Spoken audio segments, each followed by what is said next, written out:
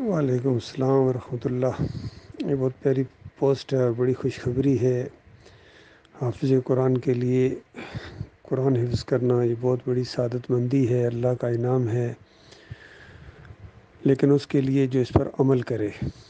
اور اس کو دنیا حاصل کرنے کا ذریعہ نہ بنائے اور مال حاصل کرنے کا ذریعہ نہ بنائے، جس طرح نبی علیہ السلام کی ایک دوسری حدیث میں ہے کہ اقرأ القرآن ولا تقرؤ بھی، قرآن پڑھاؤ یعنی، لیکن اس کو کھانے پینے کا ذریعہ نہ بناؤ۔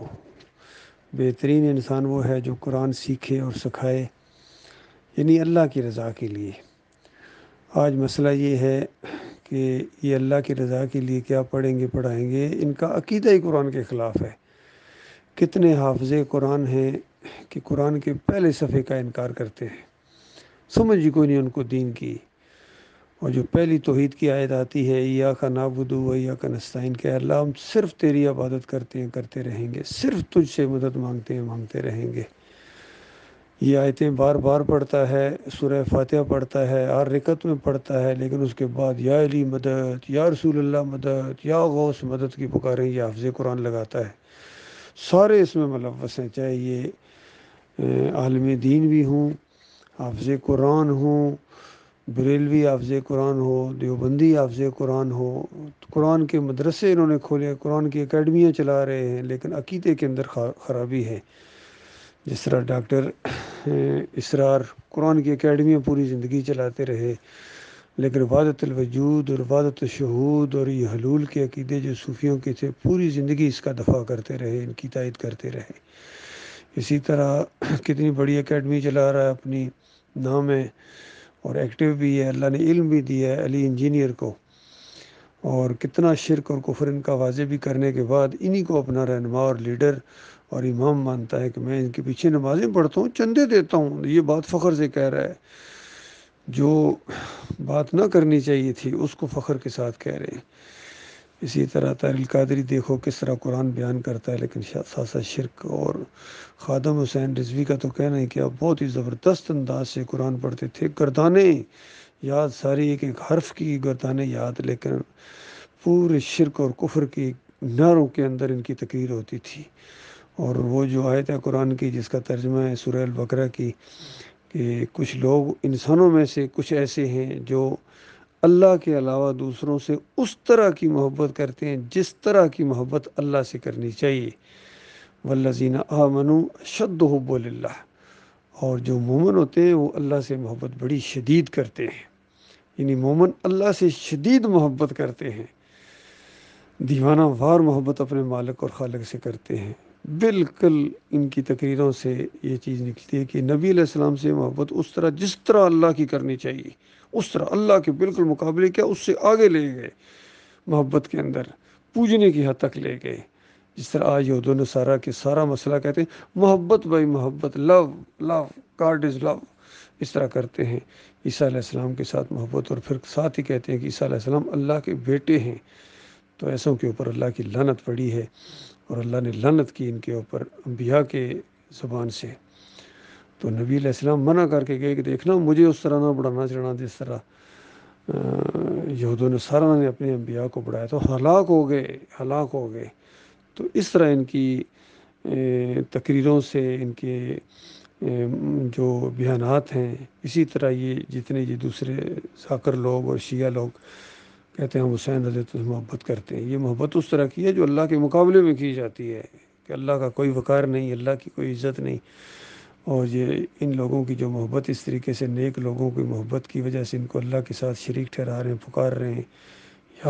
یا حسین کے نعرے لگا رہے ہیں، لبیک یا حسین، یہ سارے وہ نعرے ہیں، چاہے یہ لبیک یا رسول اللہ کہیں، کوئی لبیک یا غوث کہہ رہا ہے۔ اور مخلص مومن کو جو سکھایا گیا تھا وہ لبیک اللہم لبیک لا شریک لک لبیک، اب پوری طرح اس جو تلمیہ ہے اس کا یہ مذاق اڑاتے ہیں، اس کا مقابلہ کرتے ہیں۔ تو ایسے جو حافظ ہوں وہ ان کے لیے بتایا گیا، نبی علیہ السلام نے فرمایا ایک پتھر وہاں برزخ میں اوپر قیامت سے پہلے اس کے سر کے اوپر مارا جائے گا، سر اس کا کچلا جائے گا، اس حافظ قرآن کا، اور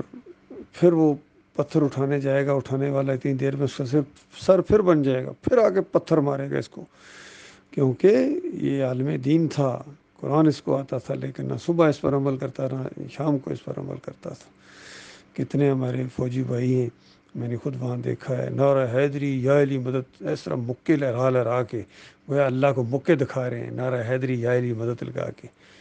ہماری اپنی 7 پنجاب رجمنٹ کا یہی نعرہ تھا، دم دم علی علی، صبح صبح علی علی، ہر طرف علی علی ہو رہی ہے جی۔ تو یہ شرک کرنے والے ہر دور کے اندر اسی طریقے سے کرتے ہیں۔ تو ایسے حافظ قرآن کو وہاں بہت ہی زیادہ عذاب دیا جائے گا۔ باقی وہ حافظ قرآن جو اس دعوت کو لے کر اٹھے، قرآن کی دعوت کو لے کر اٹھے، اس قرآن نے عربوں کو اٹھایا تھا۔ نبی علیہ السلام نے فرمایا، اور عمر بن خطاب رضی اللہ تعالیٰ عنہ کی روایت ہے کہ میں نے نبی علیہ السلام کو یہ کہتے سنا ہے، ان اللہ یرفع بہذا الکتاب اقواما، اس کتاب کے ذریعے، یعنی اس قرآن کے ذریعے اللہ تعالیٰ قوموں کو اٹھاتا ہے۔ گویا بتایا گیا تمہیں جو اللہ اٹھا رہا ہے یا اللہ نے اٹھایا ہے اس قرآن کی وجہ سے، کسی مکی اور مدنی ہونے کی وجہ سے نہیں، یا عربی ہونے کی وجہ سے نہیں، بلکہ اس قرآن کی وجہ سے۔ اور اس قرآن کو جب تم چھوڑو گے تو ذلت اور خواری کی پستیوں میں جا کر گرو گے، اور وہی ہوا جب سے امت نے قرآن کو چھوڑ دیا، عقیدے قرآن کے خلاف بنائے، انہوں نے اللہ کے بندوں کو داتا، دستگیر، مشکل کشا، حاجت روا، غریب نواز اور اس طرح کے القاب دیے، پھر واسطے، وسیلے، پھر رکوع اور سجدے ثابت کرنا شروع ہو گئے۔ یہ مفسر ان کے دماغوں کے اندر شرک تھا، انہوں نے اللہ کی کتاب سے یہ سارے شرک ثابت کرنے کی کوشش کی۔ آج بریلوی ہوں، دیوبندی ہوں، اہل حدیث ہوں، سلفی ہوں، حنفی ہوں آج کے، اور حنیفی ہوں، سب قرآن سے شرک ثابت کر رہے ہیں، اور یہ سمجھتے ہیں ہم دین کے اوپر ہیں، یہ قرآن ان کو وہاں شفاعت کرے گا، یہ قرآن ان کے خلاف جائے گا، ان کے خلاف حجت قائم ہونے والی ہے۔ تو اللہ کے بندو، یہ اصل مسئلہ ہے جو سامنے لانا ہے، کہ ایسے حافظ قرآن کو کہا جائے گا، مخلص مومن حافظ قرآن کو کہا جائے گا، پڑھتا جا چڑھتا جا، پڑھتا جا چڑھتا جا، اور ٹھہر ٹھہر کے پڑھ، جس طرح تو دنیا میں ٹھہر ٹھہر کے پڑھتا تھا، اور اس کی آخری منزل ہوگی جب آخری آیت پڑھے گا، ایسا درجہ اونچا اللہ تعالیٰ اس کو دے گا، اس کے رشتہ داروں کو، اس کے ماں باپ کو، اس کے عزیز و اقارب کو، جو اس کے آباء و اجداد میں سے جو مومن گزرے ہوں گے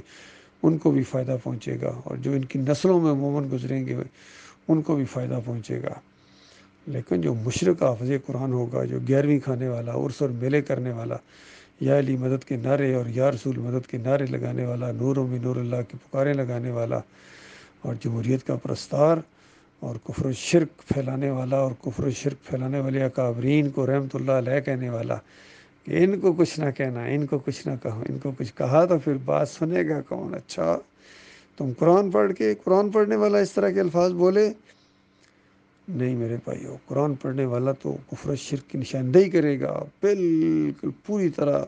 کفر و شرک سے گویا اعلان جنگ کر دے گا قرآن پڑھنے والا۔ قرآن کے ذریعے یہ دعوت اٹھی تھی اللہ کے بندو، انقلابی کتاب ہے، آج بھی ان کے ہاتھوں میں، ان مسلمانوں کے اندر ہے یہ کتاب، یہ سب سے زیادہ اس کے ناقدرے، اور یہ خاص کر عرب ہیں، یہ عربی زبان ان کی عربی، لیکن سب سے زیادہ قرآن کے دور اور قرآن کا مذاق اڑانے والے دعائیں مانگتے ہیں کہ یا اللہ اس قرآن کو ہمارا امام بنا، نور بنا، اور امام بنانے کی بجائے اس کو مقتدی بھی بنانے کے لیے تیار نہیں ہے یہ بے ایمان۔ سب سے زیادہ ناشکر یہ غدار یہ عرب ہیں، اور پھر یہ دوسری اس سے بعد پھر یہ ہمارے پاکستانی ہیں، پھر یہ ترک ہیں، سارے کے سارے اللہ کی کتاب کا مذاق اڑا رہے ہیں۔ اللہ تعالیٰ ان کو سمجھ دے اور ان کے خلاف بہت بڑا جہاد کرنے کی توفیق عطا فرمائے۔ انشاءاللہ یہ ہو رہا ہے، یہ دعوت اٹھ پڑی ہے، اور اب یہ دعوت انشاءاللہ غلبہ پکڑے گی، کوئی دنیا کی طاقت اس دعوت کو نہیں روک سکتی ہے۔